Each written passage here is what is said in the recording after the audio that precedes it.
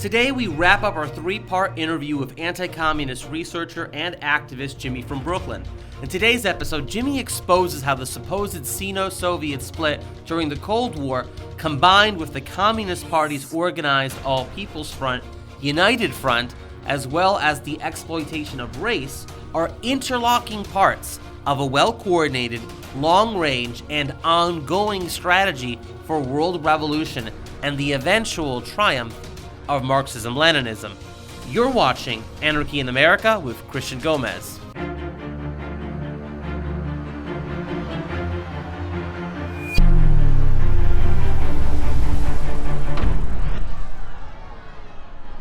Joining us back again to discuss the false collapse of communism and even the role of China on the international scene is Jimmy from Brooklyn. Welcome back, Jimmy. Good to be back.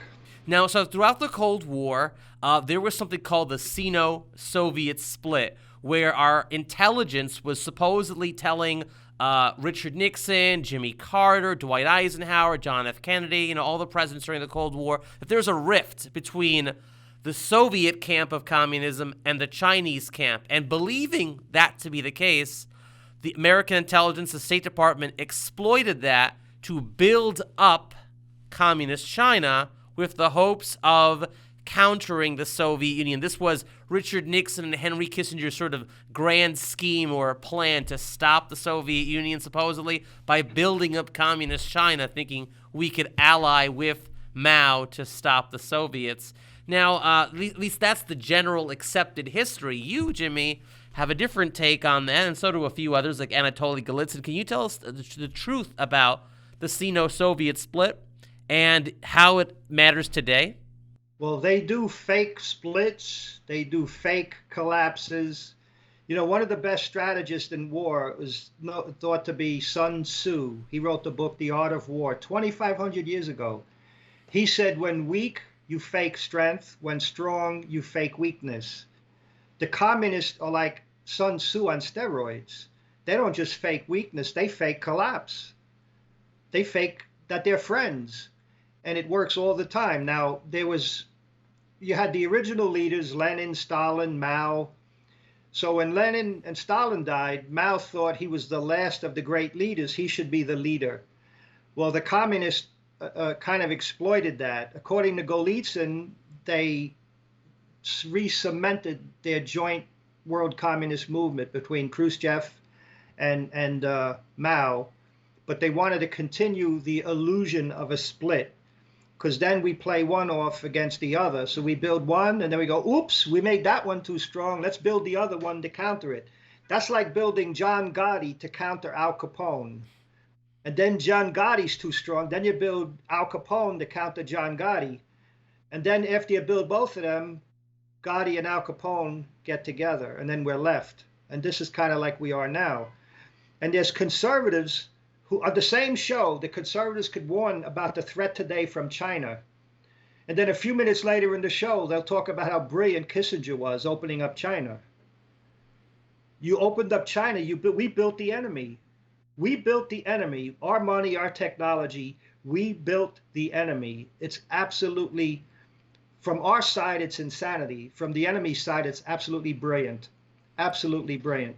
So was it a Soviet strategy by the KGB and the Soviet and Chinese intelligence to make us believe that there was a Sino-Soviet split when there really wasn't? You're saying the Sino-Soviet split was all a deception? Sometimes some things are kind of hard to prove totally, but if you look at the end result, if the split was real, there's no split now. So some people don't even want to go back and talk about the split. Now they're all together. But the illusion of splits, look, they had fake jailbreaks. They faked the entire world. They just do the same thing over and over. Lenin said something about tell them what they want to hear. So look what happened here. You have all these good, what they call Cold Warriors, people who were anti-communist in government. So the Soviets fake a collapse, according to Golitsyn, according to me and a few others. Soviets fake a collapse. And the old Cold Warriors, the experienced guys, they get older, they die off. So now you have 30 years with no anti-communism. And now the conservatives wake up, and we're being assaulted from every direction with enemies, whether it's radical Islam, which is part of the Soviet threat. And so the Soviets outweighed. See, our side doesn't understand the enemy has long-range goals. Now we see we're being attacked. Our Constitution is being ignored. The Soviet press, the American Communist Press, push Antonio Gramsci. There's an excellent book, Gramsci's Marxism by Carl Boggs. Right. Excellent book. Go to page 52.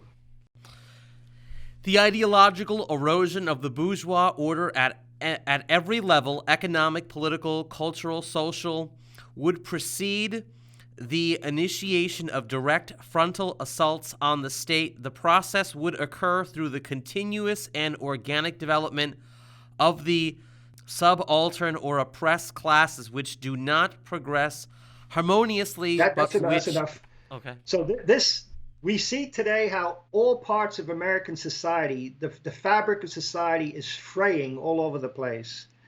This is what they're talking about. And the subaltern and the oppressed classes, well, because capitalism is racism. To destroy racism, you have to destroy capitalism. This is what they write and teach. Lately, they're saying anti-communism is racism. So they're teaching that blacks are oppressed, Asians are oppressed, Hispanics are oppressed. So that's Afro-Leninism, Hispano-Leninism. So that's that, the Popular Front, All People's Front. So in Latin America, in the black countries, in the Asian countries, communists there are teaching people about white racism, capitalism, colonialism. They push those people out, and the communists here pull them in. They're purposely changing the demographics in this country. And they're trying to build a massive Marxist, anti-American, anti-white movement. So to me, the Soviets write they have to crush world imperialism. And then they say America is the leader of world imperialism. So to me, it's the ultimate racism that the communists think they could crush us and topple us by flooding us with people of color. That is racism, and they call us racism. Wasn't there a major congress or conference that occurred in Cuba in the 1950s where they had communists from Latin America, Africa, and Asia? It was like a tripartite... Tri-Continental Congress. The Tri-Continental Congress. And that was the Afro and the Latin American and Asian communists converging together to defeat the United States of America. And although that was in Cuba, headed by Castro, the Soviets, the KGB, was the mastermind behind that organization. Right, and they pushed the idea of colonialism. But I know they were talking about sending 30 million Latin Americans schooled in liberation theology into America. But the fact that the communists say they work at all levels, economic, political, cultural, social, they work on race, they work on all these issues, it's systemic Marxism. We hear about systemic racism. The threat is not systemic racism, the threat is systemic Marxism. It's every angle.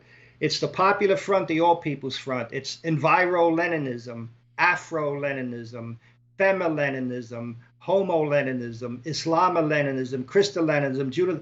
They got every group. So it goes back to the workers led by their Communist Party or the driving force of history. Well, America doesn't have like that sort of unionized working class. So we have a big middle class. So the communists broadened that. So it's African Americans led by their communists, gays led by, so that's how they get all these different groups and pull them together into its one mass group, and that's the Democrat Party. So basically in America, we do have an intelligence agency in America that's extremely professional, very well trained. That intelligence agency is known as the KGB. There's nothing countering it. There's us. There's me here, there's another guy there, there's the Birch Society. You know, it was a handful of people here. We don't have any real coordinated, networked, organized people that know it's not done. Now, the belief is that Russia's no longer communist. They're a democracy, right? So is what people claim. They've had Yeltsin. Now they have Putin, they had Medvedev, now they have Putin again. And people say that China, ever since the 1980s, is no longer communist either, that they are capitalist. Is China really capitalist? And is Russia no longer communist either? Are these ex-communist countries? Have they shed away Marxism and Leninism? Putin's on record as saying the biggest tragedy in the 20th century was the collapse of the Soviet Union. So they like the idea that people think they collapsed. That goes back to Sun Tzu, when strong you fake weakness. They fake collapse. They had 30 years to mount their operations. And not everybody, you have a communist party, you have a communist movement. A lot of people in the communist movement don't realize it. They have a lot of blacks who are fighting for civil rights, what they believe is civil rights. You have people fighting for equal rights. They don't realize they're being misled. One of the most important groups in the communist movement were the conservatives. Because for 30 years, the conservatives were like robots, like zombies. We defeated communism. We defeated communism. That was one of the most disastrous things that happened, is that we thought we beat the enemy, and that was conservatives. So you had conservatives in the communist movement, and I don't think they were communist. They were just useful idiots. They helped the enemy without realizing it. Now they wake up, and all of a sudden now China's a threat. Tucker Carlson on Fox Cable is doing a great job showing the threat in America. He just doesn't understand that Putin is part of the threat. We could only see one threat at a time. What the Soviets built, forget about China for a minute, the threat that Soviet intelligence built through the American Communist Party and some of their global stuff, the threat to America is Russia, China, Iran, North Korea, radical Islam, the drug cartels, the KGB mafias, that's plural, the Democrats, the media, the professors, the unions, the schools, the deep state. That was all built by the communists. But now we're only looking at China. So we look at China, we don't see Russia. The very Democrats who are defending China and claim we collude with Russia, those people are part of the threat that Russia built, the Soviet threat. So would you say that China is just one arm of a larger communist conspiracy? Well, I don't know if you'd call it a conspiracy. A conspiracy is something done in secret. And this is now out in the open. All the evidence is out for the public. People just have to put the pieces together as you have. It's easier, and I'm not saying this is the case, it's easier to make the case that there was a conservative conspiracy because they kept hiding and covering up what the communists are doing. They, like on TV, radio, they complain about the hypocrisy, they complain about the lies. When the communists lie, that's not a lie to communism. That's revolutionary truth. They don't understand the communists live and die for their goals. If you were going to break into a building or an apartment, if you were a thief, but they have an attack dog, you got to get rid of the attack dog. You got to either poison it or give it a big chunk of meat. Okay, so the communists figured out, let capitalists make a lot of money. That'll put them asleep. They'll be looking to make a lot of money. So as all the big tech are making money with China, they're helping China's internal operation here, China, Russia, the communists, to have a dictatorship. In a dictatorship, only one side gets heard. The communists write that when they take over, because they believe they're going to take over, and they're pretty close to it now, they say we're still going to have a Bill of Rights, a constitution, and free press. The only difference is they're going to have class content. So that means free press, free speech, constitution, Bill of Rights. But that's going to be controlled and imposed and enforced by the communist. So we have free speech now, but not for us. We have the court system, but look how Trump is being screwed. We have all of these rights and stuff, but once the enemy takes control of them, it's like a shell.